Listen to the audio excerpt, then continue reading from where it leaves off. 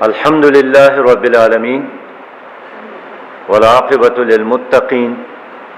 والصلاة والسلام علی رسولہ محمد وآلہ واصحابہ اجمعین۔ معزز ساتھی حضرات، میں نے ہنگامی طور پر آپ لوگوں کو بلایا ہے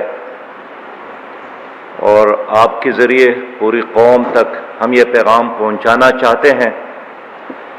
کہ حضور صلی اللہ علیہ وسلم کے ساتھ محبت ہماری ایمان کا حصہ ہے، اور کوئی آدمی مومن نہیں ہو سکتا جب تک حضور صلی اللہ علیہ وسلم کے ساتھ محبت والدین، بچوں اور تمام لوگوں سے زیادہ نہ ہو۔ نبی مہربان صلی اللہ علیہ وسلم کے ناموس پر ہمیشہ امت نے بحیثیت مجموعی غیرت کی ہے اور قربانی دی ہے۔ امت کے درمیان جتنا بھی اختلاف ہو، لیکن ہر زمانے میں کلمہ طیبہ کے بعد اگر امت کسی چیز پر متفق ہے تو وہ ناموس رسالت صلی اللہ علیہ وسلم کی حفاظت ہے۔ گزشتہ ایک عرصے سے مغرب میں چند ممالک میں نبی مہربان صلی اللہ علیہ وسلم کی شان مبارکہ میں گستاخیاں شروع ہوئی ہے۔ کارٹون بنائے جاتے ہیں، بلکہ کارٹونوں کے مقابلے کروائے گئے، اور باقی ممالک کے علاوہ خاص کر فرانس میں سرکار نے بھی اس کی سرپرستی کی، اور کارٹون بنانے کے بعد سرکار نے اس کی حوصلہ افزائی کی، جس پر ظاہر بات ہے عرب ہاں مسلمانوں کے درمیان ایک اشتعال پیدا ہوا ہے، اور لوگ نبی مہربان صلی اللہ علیہ وسلم کی شان پر، ان کی آن پر، ان کی عزت پر مر مٹنے کے لیے ہمیشہ تیار ہوتے ہیں۔ اسلامی دنیا میں ترکی نے بلند آواز سے امت کی ترجمانی کی اور فرانس کی اس اقدام کی مذمت کی، اور پاکستان میں بھی عوام نے بھرپور احتجاج کیا، اور اس احتجاج کے بعد حکومت نے یہاں ایک پولیٹیکل پارٹی کے ساتھ خود بیٹھ کر ایک معاہدہ کیا کہ ہم اس پورے مسئلے کو پارلیمنٹ میں ڈسکس کریں گے، اور 20 اپریل تک ہم فرانس کے سفیر کو ملک سے نکالیں گے، اور قومی اسمبلی میں بحث کر کے اس کے لیے ایک لائحہ عمل بنائیں گے، اور پوری قوم اس انتظار میں تھی کہ حکومت اپنے ان اعلانات پر اور اس معاہدے پر عمل کرے۔ لیکن ہمیں افسوس ہے کہ حکومت کی نیت ٹھیک نہیں تھی، اور انہوں نے 20 اپریل سے قبل ایسے اقدامات کیے جس کے نتیجے میں فرانس اور وہ مغربی ممالک جہاں نبی مہربان صلی اللہ علیہ وسلم کی شان میں گستاخیوں کا ایک مسلسل عمل ہوتا رہا، ایک تسلسل ہے، ان کے حوصلہ افزائی ہوئی، اور پھر ہم نے دیکھا کہ 12 اپریل کو حکومت نے جناب رضوی صاحب کو گرفتار کیا، اس پر لوگوں نے احتجاج کیا، اور رد عمل کی طور پر جلسے جلوس شروع ہو گئے۔ اور عجیب تماشا یہی ہے کہ اس سارے احتجاج کے دوران پولیس کو خاموش تماشائی بنائی گئی، اور پھر جب ہجوم نے کہیں کہیں قانون کو ہاتھ میں بھی لیا،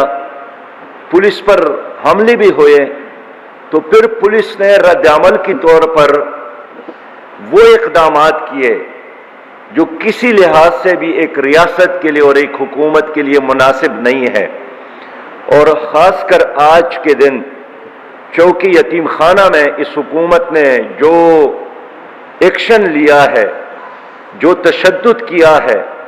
جو سیدھی گولیاں چلائی ہیں، اس نے تو بالکل چنگیز خان اور ہلاکو خان کی تاریخ کو زندہ کیا۔ اور ایک عرصے کے بعد ہم محسوس کرتے ہیں کہ حکومت نے پھر لال مسجد کے اس واقعے کو دہرایا جو ہماری تاریخ پر ایک بدنما داغ ہے۔ سرکار نے خود دہشت گردی کی اور غارت گھری کی، اور سرکار کے ان اقدامات کے نتیجے میں لوگوں میں اشتعال پیدا ہونا ایک فطری بات ہے۔ میں خود آج سفر میں تھا، آپ کو معلوم ہے آج ہمارے ایک سینئر کالم نویس اور اینکر سلیم صافی صاحب کی والدہ وفات ہوئی تھی۔ میں اس کے جنازے کے لیے صبح یہاں سے گیا، راستے میں یہ سارے واقعات میرے علم میں آ گئے تو میں نے فوری طور پر وزیر داخلہ شیخ رشید صاحب سے بات کی، علماء کرام میں سے جناب مفتی منیب الرحمان صاحب سے بات کی، ملی یکجہتی کونسل کے صدر جناب ڈاکٹر ابو الخیر زبیر صاحب سے بات کی، اور شیخ رشید صاحب سے یہ مطالبہ کیا کہ خدا کے لیے رمضان کے مہینے میں اس بلا جواز طاقت کے استعمال کو بند کیا جائے۔ ریاست اور حکومت کی مثال ماں کی طرح ہے، اور اگر آپ کہتے ہیں کہ ایک پارٹی نے قانون ہاتھ میں لیا، اس نے ریاست کو چیلنج کیا، تو اس طرح واقعات تو ہمارے ملک میں ہوتے رہتے ہیں، کراچی میں ہوئے ہیں۔ مجھے یاد ہے کہ بے نظیر صاحبہ کی شہادت کے بعد سندھ میں لوگوں نے ریل کو آگ لگائی، پٹلیاں اکاڑی، اور خود حکومت کہتی ہے کہ ارب ہاک کے نقصانات ہو گئے، لیکن حکومت نے تو پارٹی پر پابندی نہیں لگائی، حکومت نے ان دفعات کا استعمال نہیں کیا۔ اس لیے ہم نے شیخ رشید صاحب سے بات کی کہ کیا آپ کس کو خوش کرنا چاہتے ہیں، آپ کس کی ایما پر یہ سب کچھ کرنا چاہتے ہیں، اور آپ کیوں پاکستان کو دنیا کے لیے ایک تماشا بنانا چاہتے ہیں؟ آپ ہمیشہ پہلے ایکشن لیتے ہیں اور بعد میں سوچتے ہیں، اور بعد میں کوئی نہ کوئی یو ٹرن لے کر ایک اور تماشا بناتے ہیں۔ اس لیے آج اس پریس کانفرنس کے ذریعے میں حکومت سے مطالبہ کرنا چاہتا ہوں کہ بلا جواز طاقت کا استعمال بند کیا جائے۔ یہ جو گولیاں آپ لوگ استعمال کرتے ہیں، یہ ہم نے دشمن کے لیے خرید کر آپ کے ہاتھ میں تمائے ہیں، یہ ہمارے اپنے نوجوانوں کے سینوں کے لیے نہیں ہے، یہ کشمیر کے بچاؤ کے لیے ہیں، یہ ملک کے دفاع کے لیے ہیں، یہ انڈیا کے مقابلے کے لیے ہیں، یہ دشمنان پاکستان کے ان کے لیے ہیں، لیکن آپ وہ اسلحہ ہمارے خلاف، ہمارے نوجوانوں کے خلاف استعمال کرتے ہیں۔ میں اس لیے مطالبہ کرتا ہوں کہ حکومت نے جو معاہدہ کیا ہے، جن وزراء کے دستخط موجود ہے، اس معاہدے کے پاسداری کرے۔ دیکھیے، فرد اگر ایک معاہدے سے بھاگتا ہے تو بھی بری بات ہے، لیکن ریاست اور حکومت کبھی بھی اپنے معاہدوں سے نہیں بھاگتی، اور رات گئی بات گئی کی مصداق کبھی بھی ریاست اپنے عوام کو دھوکہ نہیں دیتی ہے، کبھی بھی حکومت اپنے عوام کے ساتھ مذاق نہیں کرتی ہے، کبھی وقتی طور پر جو مجبوری میں آ کر وہ کام نہیں کرتی ہے جو وہ نہیں کر سکتی۔ اب اگر آپ کہتے ہیں کہ اس کے نتیجے میں یورپ ہم سے پریشان ہوگا، اور یورپ میں ایسی تو مجموعی ہمارے خلاف کوئی اقدام اور کوئی ایکشن کرے گا، تو کیا اس وقت آپ کی کھوپڑی میں دماغ نہیں تھے؟ کیا اس وقت آپ نہیں سوچ رہے تھے؟ اس لیے میں مطالبہ کرتا ہوں کہ حکومت اس معاہدے کے پاسداری بھی کرے، اور جب خود تسلیم کیا ہے کہ ہم نے قومی اسمبلی میں اس پر بحث کرنی ہے، ڈسکشن کرنی ہے، قرارداد حکومت نے پیش کرنی ہے، تو وہ آپ کر کے دکھائیں۔ اور فرانس کے سفیر کے بارے میں جب حکومت نے طے کیا تھا کہ ہم اس کو ملک سے نکالیں گے، تو اب اس کو ملک سے نکالنا چاہیے،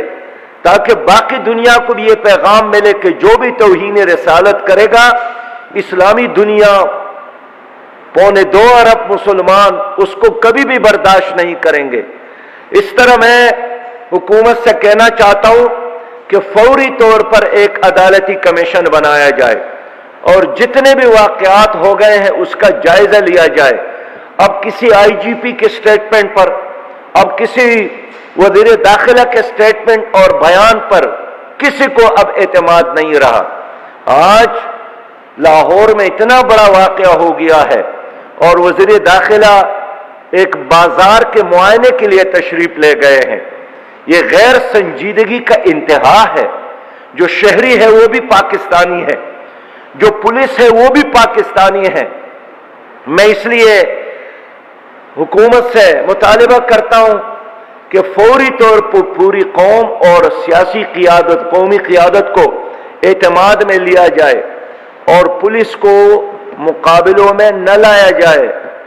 پولیس کو مقابلوں کے لیے استعمال نہ کیا جائے۔ پولیس قانونی کارروائی کے لیے ہے، غیر قانونی کارروائیوں کے لیے پولیس کا استعمال یہ 100% ناجائز ہے، یہ آئین کے خلاف ورزی ہے، یہ قانون کے خلاف ورزی ہے۔ میرے اپنے علم کے مطابق بے شمار بے گناہ لوگوں کو گرفتار کیا ہے اور کل اس کو ریمانڈ کے لیے مزید جیلوں میں اور مختلف تھانوں میں بھیجے ہیں۔ میں ڈیمانڈ کرتا ہوں کہ تمام بے گناہ گرفتار لوگوں کو رہا کیا جائے اور چند لوگوں کی جذباتی عمل کی وجہ سے آپ پوری سیاسی جماعت پر بین نہیں لگا سکتے۔ چند لوگوں کی جذباتی اقدام کی وجہ سے، جس کو سمجھنے کی ضرورت ہے، جس کو ایڈریس کرنے کی ضرورت ہے، جس کو مطمئن کرنے کی ضرورت ہے، آپ میرے ملک میں ایک ایسی روایت کو قائم نہ کریں۔ حکومت تو ایک سیاسی پارٹی ہے، یہ کام تو عدالت کا ہے، یہ کام تو الیکشن کمیشن کا ہے۔ حکومت اگر کوئی اقدام کرتی ہے تو ان کے ساتھ تو ہمارا مقابلہ ہے، سیاسی مقابلہ ہے، الیکشن کا مقابلہ ہے۔ کس نے حکومت کو یہ اختیار دیا ہے کہ آپ اپنے ایک مد مقابل پارٹی کو بین کر لے؟ اس لیے بے گناہ لوگوں کو رہا کیا جائے اور حالات کو نارملائز کرنے کے لیے مذاکرات بھی کیا جائے۔ میں نے آج مفتی منیب الرحمان صاحب سے بھی رابطہ کیا،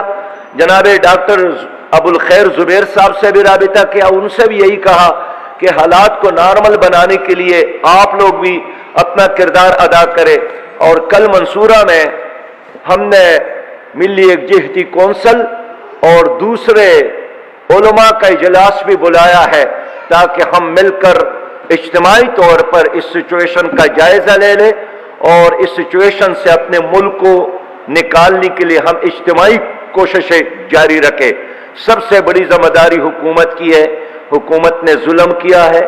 حکومت نے مس ہینڈلنگ کی ہے، حکومت نے یورپ کو خوش کرنے کے تمام اقدامات کیے ہیں اور شاید FATF کے معاہدے کو